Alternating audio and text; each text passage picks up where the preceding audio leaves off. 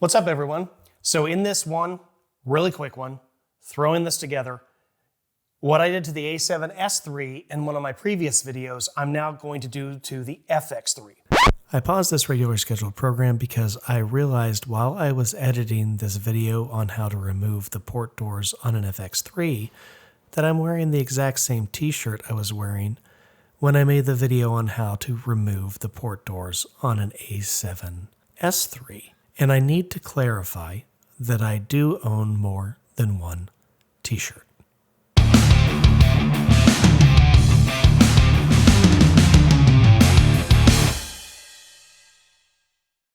I recently swapped the A7S III for the FX3 for the main purpose of why many other people were switching. While it may not truly be a cinema camera, it's more cinema than the A7S III.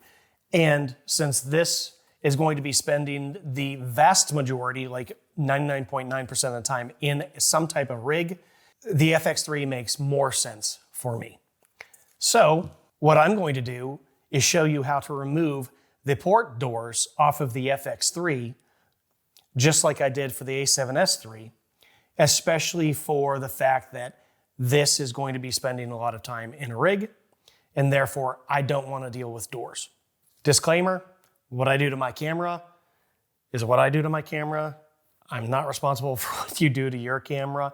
I can tell you that if you remove these doors, you probably void some type of warranty, especially if you were to send it back to Sony with the doors off. So I'm going to jump right into this. The very first thing that you're going to do is this obvious screw that is right here. We're going to remove this screw first. So let's remove that. Oh, and by the way, make sure that you use a PH00 screwdriver. Anything larger than this stands the risk of stripping your screws, and we don't want to do that. Now, underneath the HDMI door, we have two more screws we need to remove. There's one that's obvious here, and there's another one that's kind of like diagonally in the corner here. So we're going to remove those screws.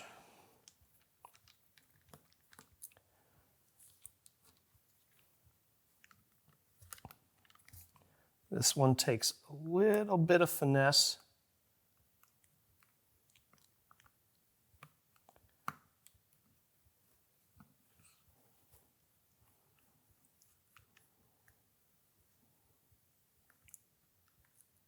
There we go.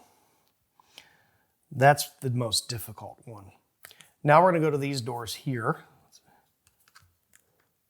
And underneath these two doors, we have a screw that is right here, a screw here, and a screw here.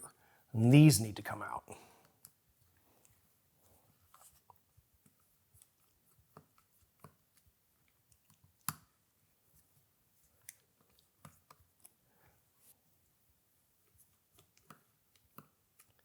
All right, now that you have all six, all six screws, this simply pops out.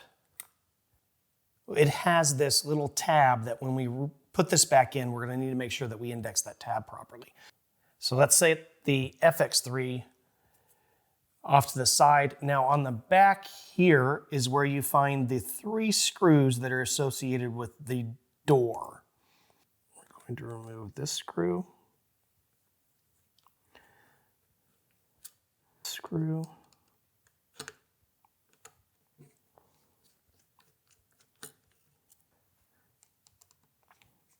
Screw. And then this brace bracket thing comes off. Let's set it aside here. So now you'll find that these doors come off and these little hinge covers come off. And then the last screw is this screw right here.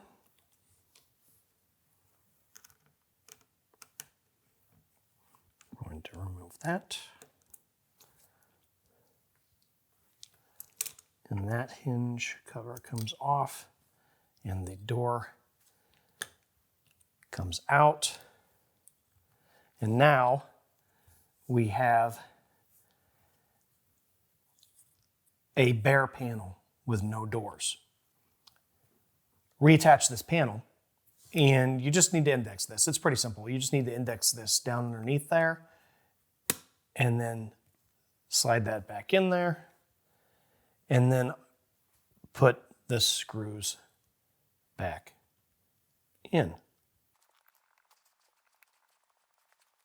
Now there are 6 total screws, and the one that goes in the corner over here diagonally is a slightly different size, and you can identify it with your eyes. It's a little bit longer. It's a smaller head, and it's a little bit longer, and it's the one that goes in the diagonal slot here. And it's the most difficult one to get in, but it looks like I might have actually got it.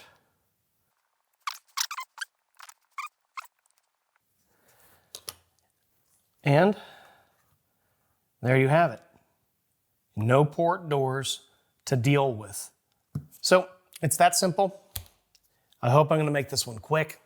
I'll edit out a bunch of junk so you can fly through it pretty quick. I don't need to make it long like I made the last one, because I need to start working on the next project on the FX3, and that is the fact that I took the FX3 handle apart into all of its components so I could figure out how it works, because I plan to make some modifications.